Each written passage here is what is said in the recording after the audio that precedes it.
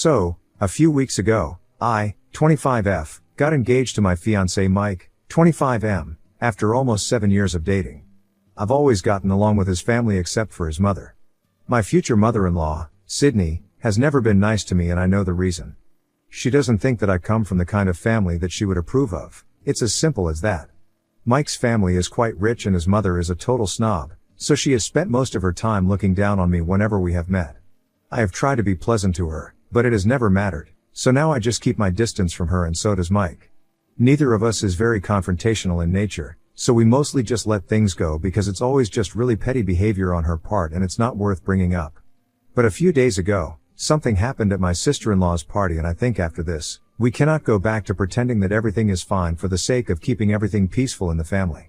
My future sister-in-law, Jess, just turned 21 a few days back and her father decided to throw a huge party for her.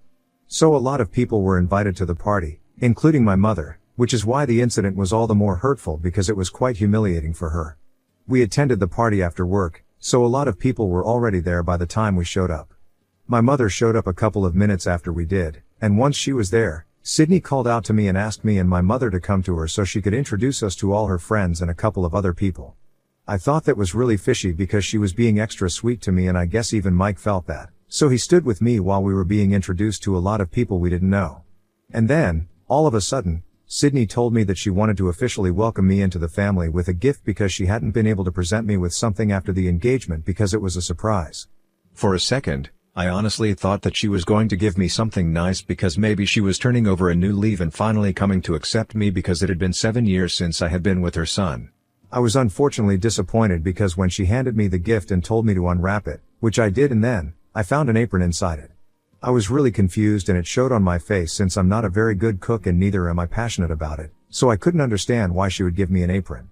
And then, she clarified everything by saying that now, it was time for me to get to work because she was sure that my waitress mother must have taught me well. For context, I have been raised by a single mother and for the longest time, she had been a waitress. My father had walked out on us before I was even born and had never been part of the picture. He hadn't even sent any child support and my grandparents could afford to babysit me occasionally, but they couldn't afford to take care of us financially. So my mom had to drop out of college in her final year because she just couldn't afford it and she started working odd jobs, just to be able to support the two of us. Waitressing was one of those jobs and until I was in middle school, she was a waitress. After that, she started working in sales, and that paid decently enough, so she stuck to that. My mother and I know how difficult it has been for us in the past and her struggle is not something that I'm ashamed of, it's something that I'm really proud of because in spite of everything, she has never let me feel like I don't have enough.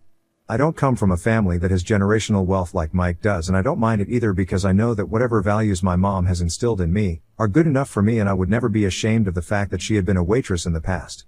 But in the context of the party, I knew that Sydney's only intention was to humiliate me and my mom. So I couldn't say anything. I just froze on the spot and literally everybody else went silent as well because it was so awkward and they probably felt sorry for us. But I didn't need to worry because, within a couple of seconds, Mike came to my rescue because he could see that my mother was on the verge of tears and I had just frozen. Unlike his mother, though, he did not intend on humiliating her in front of just a couple of people. He decided to grab the mic from the karaoke setup nearby and called attention to himself so he could propose a toast. That was distracting enough for everyone and soon enough, all eyes were on him. Then he started talking about how wonderful it was of his father to have thrown such an extravagant party for his daughter's 21st birthday and said that maybe a decade ago, his parents wouldn't even have been able to imagine throwing a party like this and it was all thanks to Sydney and her family. That was shocking for everyone, and then it got worse because he started talking about how, almost 10 years back, Sydney's parents, his grandparents, had declared bankruptcy and had started completely relying on his dad to help them get back on their feet. It had been a really difficult time for everyone and while their entire family pretend that none of this ever happened, it was the truth. He said that back then, even though my father-in-law had been doing reasonably well, running his father's business, it was still a huge task to support everyone. Especially because at the time, my father-in-law was planning on starting his own company so he could work independently, but he had to postpone that indefinitely since that would be a huge investment and because Sydney's parents were relying on him for financial support, he had to put his ambitions on hold. The biggest problem was that Sydney's parents were not even willing to compromise on their lifestyle and worst of all, they pretended like all the money that they were spending was their own. They had been running their own business for a really long time, and the only reason they had gone bankrupt was because of their financial irresponsibility and refusal to adjust to the times, which they did not want to admit to the rest of the world, so they pretended like everything was fine. And that's how nobody had any idea that it was my father-in-law who had been supporting Sydney's parents all along. She couldn't have done it herself because she got married right after college and has never worked a day in her life. She made sure that she didn't have to, so she could live the same kind of life she had been used to while staying with her parents without ever working for it. He also said that until their very last breath in the past few years, his maternal grandparents had been living off of his father's money, and neither she nor anybody else ever spoke of it. The only reason he was bringing it up now was because he wanted his mother to realize how absolutely hypocritical it was to try and demean me for not coming from a financially stable background and constantly implying that I was with him for the money when she herself was no less than a gold digger. He went on to say that at least my mother had been an honest and hardworking woman and made a life for herself. Not only had she supported herself, she had also raised me and been there for her parents without any help from anyone. And Sydney, on the other hand, in spite of having all the resources in the world, she and her parents still ended up relying on his father for many, and that's what she's doing even now. He reminded her that if my dad decided to leave for one day, she would be left with absolutely nothing and would have to rely on alimony, which she didn't even deserve because it's not like she had done a day of hard work in her life. He and his sister had been practically raised by their nannies and babysitters, and all the other household chores and work were taken care of by the staff. All she had done so far was go on expensive shopping sprees with her husband's money and visit exotic locations, all thanks to her husband and his hard work. He ended his speech by saying that giving me that apron as a present for humiliate me and bringing up how my mom used to be a waitress is not the dish she thinks it is. It's honestly just a pathetic attempt to put good people down, and he said that he was ashamed that she was his mother, just like she should be ashamed of her parents and herself. Just like they had left her nothing in the end, she was also going to be able to leave me absolutely nothing. As for my mom, even if she wouldn't be able to leave me anything significant financially, at least I would have all the memories of good times that I have spent with her, the values and other lessons that she has taught me, and that will be more than anything that Sydney has to offer. Then, he grabbed my hand and asked my mom to accompany us, and walked out. None of us even said anything until we were in the car, and then, my mom finally broke down and started thanking him. Even then, I couldn't say anything. I could only just cry because I was so happy with the way he had stood up for me and my mother, and I just knew that I had made the right decision by choosing to marry him. To be honest, I personally think it was a great day for us, and when we went back home after dropping my mom at her place, he actually even apologized for not standing up to his mother earlier because he thought that if he had done so, she wouldn't have had the audacity to act like this and think that she would get away with it. But I don't blame him. If I had been in his place, even I wouldn't have wanted to pick fights with somebody I would have to see frequently, especially regarding petty things. Her attitude towards me had always been bad, but it had never actually hurt me, and since I never cared about it, none of us took it seriously either. Nobody could have seen something like this coming because it was just ridiculously disrespectful. Besides, I had mentioned in the beginning itself that I had always had a good relationship with the rest of his family, so his father and sister had never been a problem for me. So fighting with her would have made family dinners unnecessarily awkward for everyone, and that's why we had been avoiding it so far, but now, even the rest of the family seems to be against us. Because it has been a couple of days since the party, and while Sydney hasn't tried to reach out to us at all, his dad and Jess have sent us several messages, and we have had a lot of heated arguments on the phone about whatever happened at the party. We later found out from Jess that because of his toast, Sydney had felt so humiliated that she had ended up sobbing hysterically and running out of the house so she could stay away from everyone for a couple of minutes right after we left. I have basically mentioned every little thing that Mike had said in his speech. As far as I can remember, I've tried to include all the details so you guys can make an informed decision about whether we are in the wrong in this situation or not.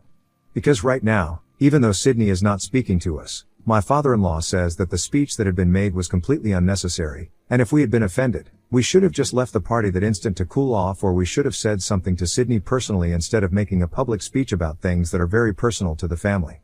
He told us that he agreed that whatever Sydney had done had been quite messed up, and he had no idea that she was planning on doing something like that, because otherwise, he would have definitely tried to stop her. But after that, Mike's reaction had been a little extreme, and the only reason that he thinks so is because he had a proper audience listen to him, and apparently, that was taking it way too far. Jess has also told us that his mother is very upset and has been breaking down at the slightest things ever since the day of the party because she feels humiliated. Mostly because there was a great deal that Mike had said about her parents, and she thought that it was really disrespectful because both of them had passed away and it's not like they could defend themselves anymore. She also thinks that the speech was quite ungrateful because it made her sound like a terrible mother, even though everything that Mike had said was actually true. She had hardly ever been there for her children, and they did have a good few memories as a family. It doesn't mean that she can deny everything else. Jess also agrees that it was the truth, but she just thinks that there was no need for him to bring it up publicly like that, and basically, what I'm getting from everything that his father and Jess have been fighting with us so far about is that they are only offended because Mike decided to make that speech in front of so many people. But Mike and I believe that we had put up with her stupid remark, and her insinuation that I was only with Mike because I was a gold digger had gone out of hand. We had let a lot of things go in the past because we did not want to make a whole thing out of it, but some things cannot be left unanswered. And this was one of those things, so while both Mike and I do think that everything that had been mentioned in the speech had definitely been quite personal for the family, it had to be said. Also, it's not like Sydney herself had thought twice before insulting my mother and me, so we don't really feel bad for humiliating her and her parents. I think it's fair enough, but obviously, Mike's father and sister do not agree, and we have been fighting about it a lot.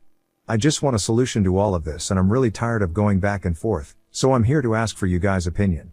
Are we TAs for making a speech and publicly humiliating my future mother-in-law after she tried to make fun of my mom for being a waitress in the past? Update 1. Hello, Reddit. First of all, thank you so much for all the comments. A lot of you took out time to help us out, and I really appreciate that. Most people were conflicted about whether we did the right thing or not, and honestly, it took us a really long time to decide how to move forward as well.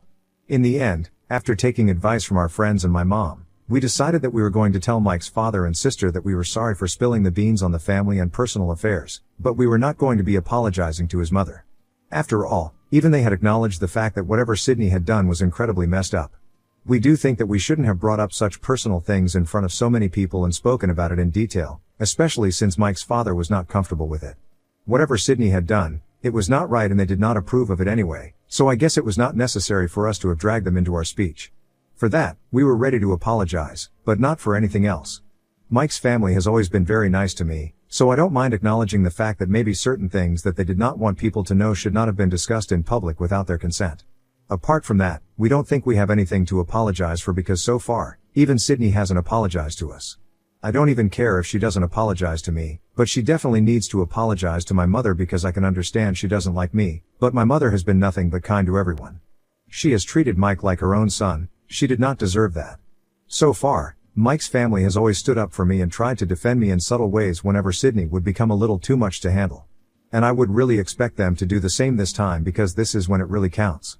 It has been a little over a week since the incident at the party, and for the past couple of days, we haven't exactly been on speaking terms with Mike's family. But in a couple of hours, we are going to send an email to them, acknowledging whatever I mentioned in this post, and then, we'll just see what they have to say about it. Anyway, now that the main thing is out of the way, I guess I would need to address some things that you guys were confused about. In the comments of my original post, I noticed that a lot of people were very confused by the fact that I was using the word we for a speech that only Mike had made. I didn't think that it would matter, so I did not bother to explain, but anyway, I guess I have to explain that I don't look at us as separate entities in this situation. We are one unit here, and that is why I've been using we.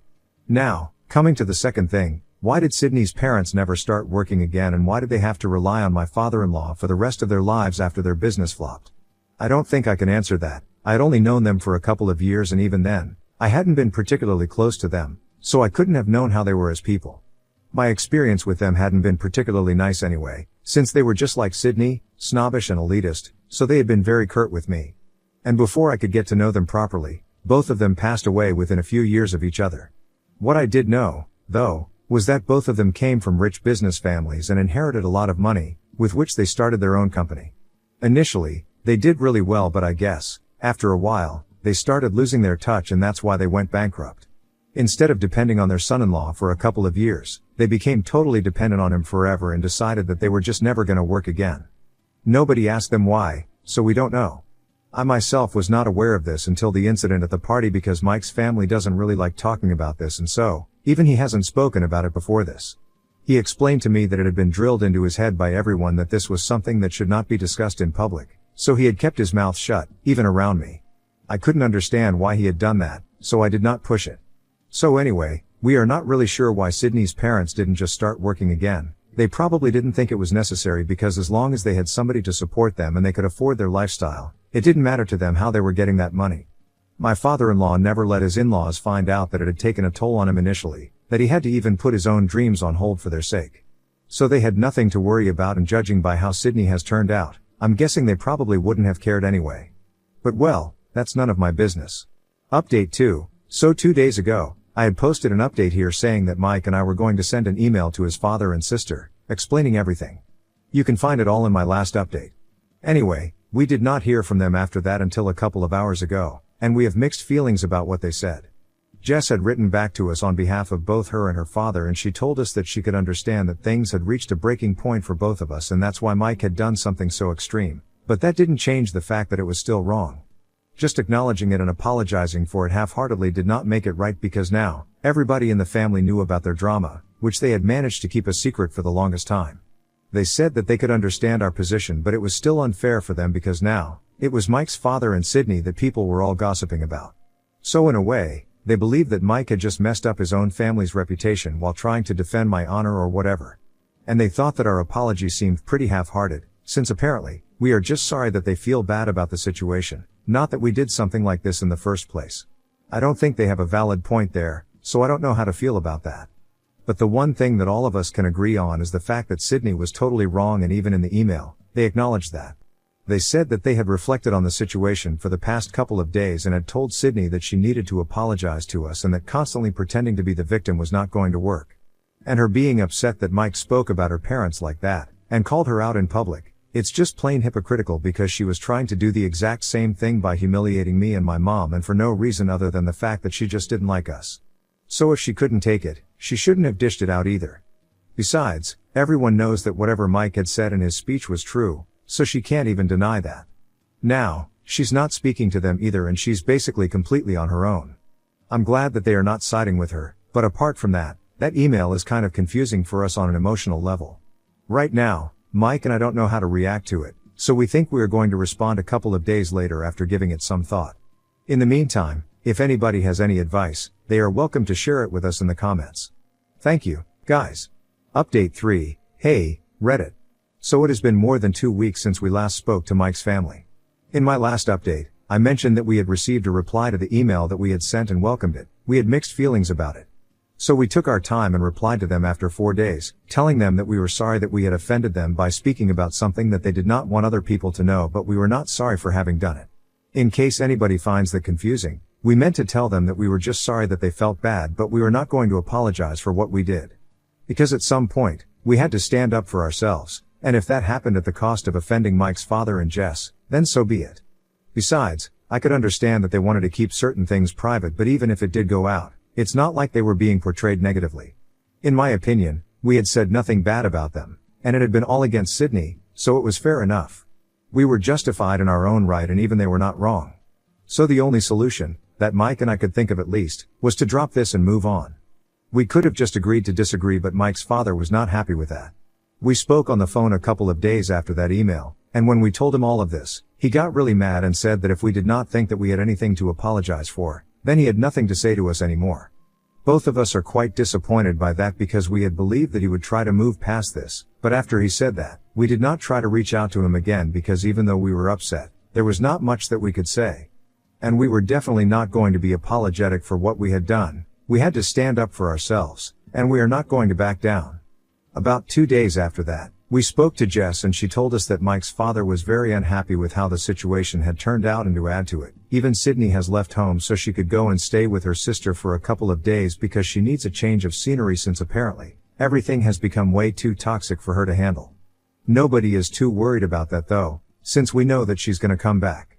Even during our conversation with Jess, we thought that we would be able to patch things up with her, but she said that she would like to remain in low contact for a couple of weeks until everything has cooled off. So, well, that's what we're doing right now. It's kind of sad that his family is acting like this, but so far, he has been acting like it doesn't affect him. I know it does though, and I really want them to be able to understand him, so I hope they reach back out to him as soon as possible so he doesn't have to feel this way. I'm keeping my fingers crossed. Update 4, hey, so it has been over a month since my last update, and last week, his family finally reached out to him again. By his family, I'm only referring to his father and his sister, because obviously, his mother is too proud to acknowledge that she has even made a mistake, but everybody in the family knows that by now, so we are dealing with it by just ignoring her. We hadn't been on speaking terms for quite some time, but then, last week, Mike's father just called him up and invited us over for dinner so we could talk things out. We decided to go, and Sydney was there, surprisingly. She seemed just as shocked to see us as well, but as soon as she realized that it was us, she decided to make a face and leave the room. Mike's father told us to ignore her because, well, what else could we have done? Anyway, after that, we had dinner with his family and his father apologized for his behavior, saying that maybe he had just been taking everything a little too seriously.